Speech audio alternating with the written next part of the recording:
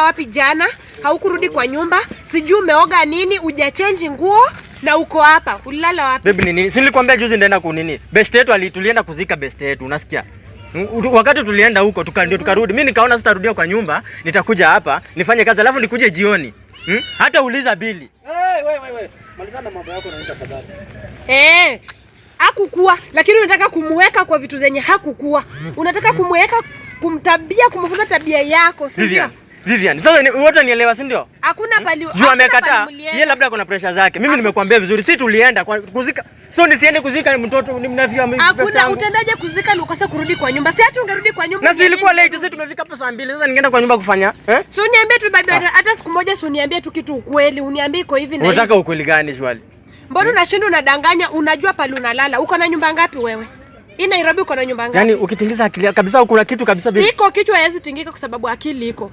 Kitu iko hapo kabisa. Iko. Vivian, yani mimi nakuongelesha hivi wewe unafikiria zako. Nakuongelesha hivi wewe unafikiria sijui mambo yako, si ndio? Na kama mlitoka mkaenda matanga, mbona hukutaka kujua nimekula nini na lala wapi? Sasa ulikuwa na food babe? Food gani? Mchele ni kitu ya kuniambia? Sasa mchele unga ilikuwa. Mama Kibingi anauza pale sukuma. Mbona wewe zienda hata kuchukua sukuma nikirudi nilipe? Hii mwili ukiipata ilikuwa inakula sukuma na ugali, si ndio? Ukumbuke ukinitoa kwetu sikuwa nakula mboga, nilikuwa nakula nyama. Hii ni stage ya motorbike.